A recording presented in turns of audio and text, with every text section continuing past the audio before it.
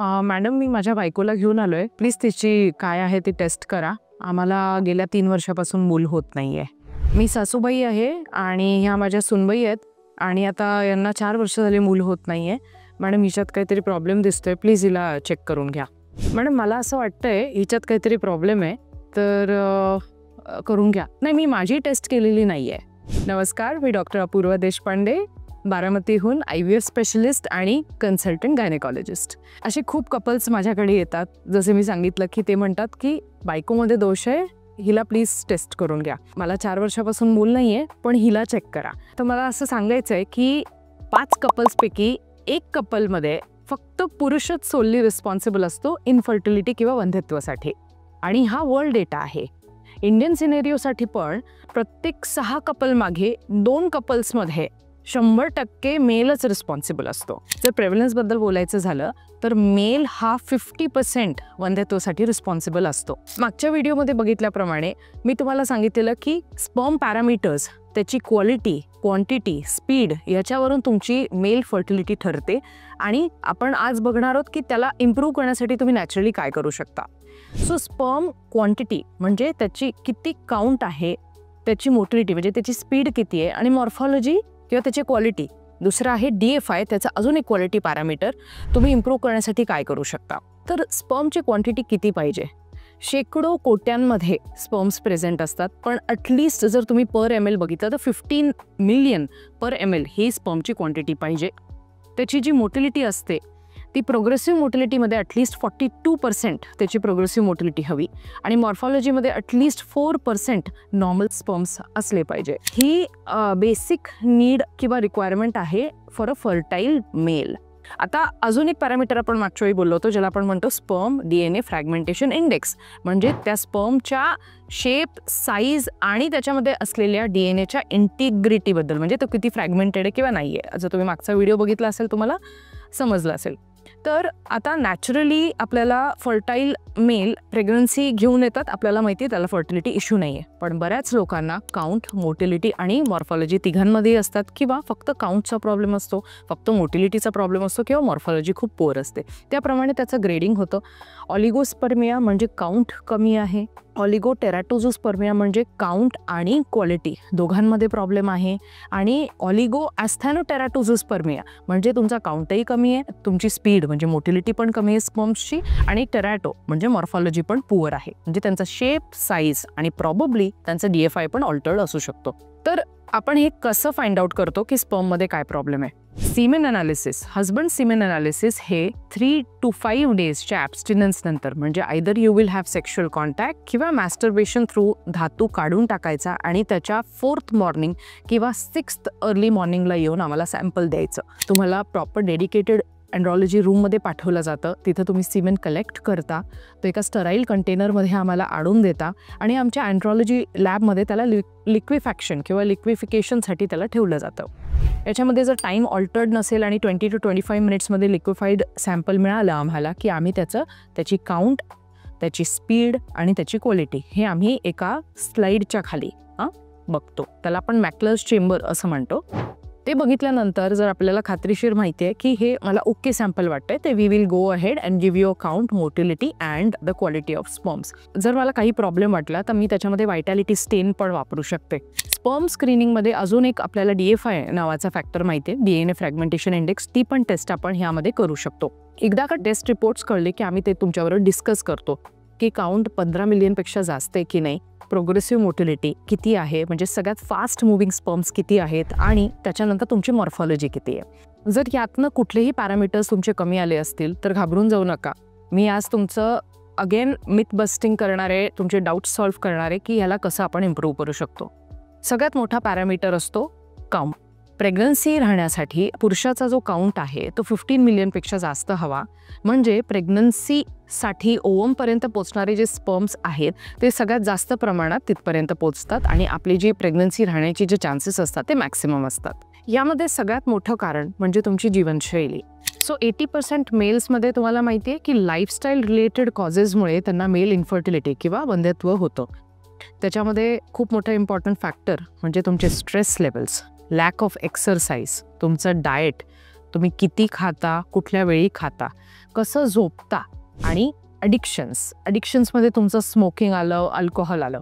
आता मी म्हणू शकते एक ब्लँकेट स्टेटमेंट की हे तुम्ही आता सगळं सोडून टाका आणि तुमचे स्पर्म काउंट्स इम्प्रूव्ह होतील. तसं नसतं.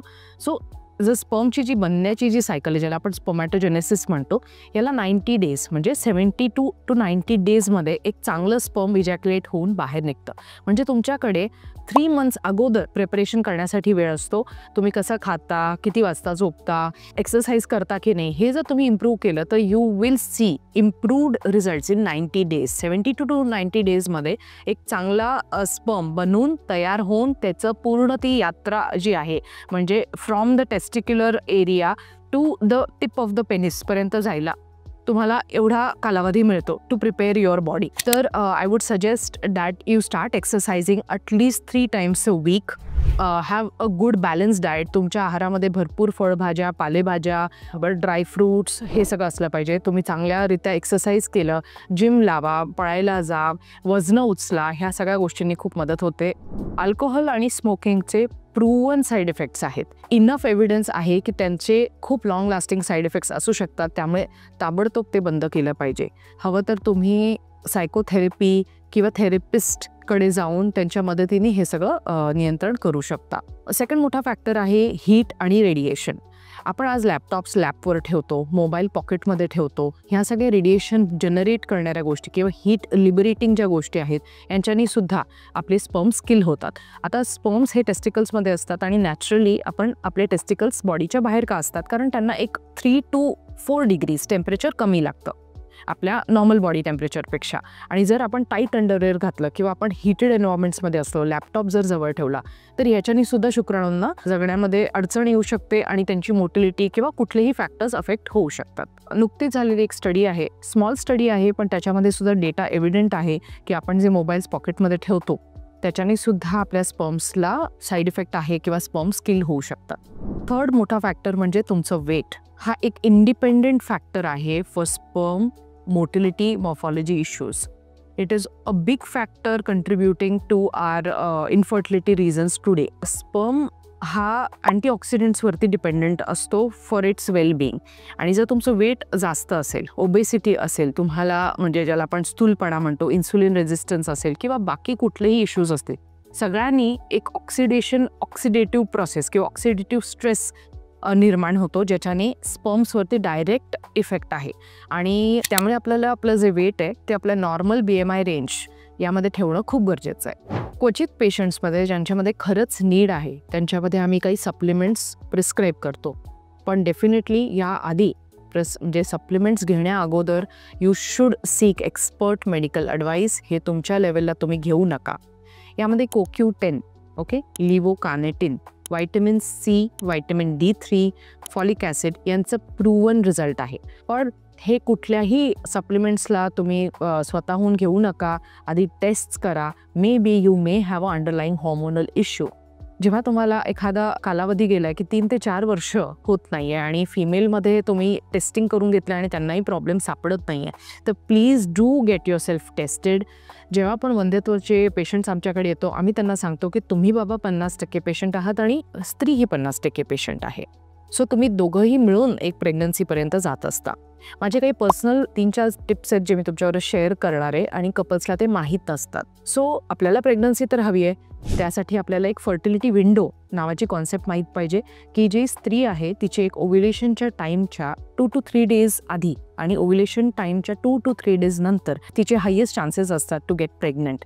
हे जर तुम्ही ट्रॅक करून त्यावेळेला अल्टरनेट डे कॉन्टॅक्ट ठेवला तर तुमचे प्रेग्नन्सी चान्सेस मॅक्सिमम असू शकतात. ते म्हणतात की डेली कॉन्टॅक्ट ठेवायचा. अजिबात असं नाही आहे. एव्हरी 2 to 3 days अगदी stress free in a non mechanical way, म्हणजे तुम्ही त्याला मेकॅनिकल करू नका. Stress free contact, sexual contact ठेवा आणि सोबत वेळ घालवा. नक्की तुम्हाला त्यांनी प्रेग्नन्सीला मदत होईल. सेकंड मोस्ट इम्पॉर्टंट थिंग जे कपल्सला माहीत नसतं की लुब्रिकंट्स वापरू नका. लुब्रिकंट्स आर बॅड फॉर प्रेग्नन्सी. आता फर्टिलिटी फ्रेंडली लुब्रिकंट्स मिळतात, पण जे आत्ता करंटली अवेलेबल लुब्रिकंट्स आहेत दे किल द स्पर्म. सो त्यांना काय असतं की स्पर्म्सच्या अवतीभोवती ते लोक असं एन्व्हायरमेंट क्रिएट करतात ज्यामुळे स्पर्म वरपर्यंत, म्हणजे त्याला खूप वजायनापासून, सर्विक्सपासून, युट्रसपासून ट्यूबपर्यंत त्याला जायचं असतं आणि ही जर्नी करायला मग त्याला प्रॉब्लेम येतात. त्यामुळे लुब्रिकंट्सचा वापर करू नका. आणि थर्ड थिंग, एक मिथ असते की एक स्पेसिफिक पोझिशनमध्येच प्रेग्नन्सी राहते, तर असं नाही आहे. फ्रॉम टाईम इमेमोरियल प्रेग्नन्सीज राहतात आणि जी आपली नॉर्मल पोझिशन आहे ज्यामध्ये तुम्ही कम्फर्टेबल आहात त्यामध्ये पण सेक्शुअल कॉन्टॅक्ट राहिला तरी काही हरकत नाही. Long as it is a natural act the pregnancy can happen. Fourth महत्त्वाची टिप म्हणजे मॉर्फॉलॉजी इम्प्रूव्ह करण्यासाठी आपण अल्टरनेट डे इजॅक्युलेशन रेकमेंड करतो. फक्त IUIच्या 2 दिवस आधी तुम्ही इजॅक्युलेट करू नका, म्हणजे 2 दिवसाआधीपर्यंत तुम्ही कॉन्टॅक्ट ठेवू शकता. तर ज्यांना मॉर्फॉलॉजी किंवा क्वालिटीमध्ये शेप साईजचा जो डिफरन्स असलेले पेशंट असतात किंवा ज्यांचं DNA फ्रॅगमेंटेशन वाढलेला असतो त्या पेशंट्समध्ये अल्टरनेट डे मॅस्टर्बेशन करून धातू काढणे किंवा सेक्शुअल कॉन्टॅक्ट ठेवण्याने मदत होते. सो हे माझे टॉप टिप्स होते for you to improve your sperm counts, motility and morphology. नैसर्गिकरित्या जेव्हा तुमचे स्पर्मचे पॅरामीटर्स इम्प्रूव्ह होत नाही तर प्लीज एक एक्सपर्ट फर्टिलिटी ॲडवायझरकडे जाणं योग्य असेल. So thank you. आणि तुम्हाला जर व्हिडिओ आवडला असेल तर नक्की लाईक करा आणि तुमच्या फ्रेंड्सबरोबर तो शेअर करा. आणि तुम्हाला जर तुमच्या सीमेन ॲनालिसिसबद्दल काही डाऊट्स असतील, तुमचे पॅरामीटर्स काही खराब आले असतील तर प्लीज ते कॉमेंट्समध्ये लिहा, मी त्यांचं उत्तर देईन. थँक्यू.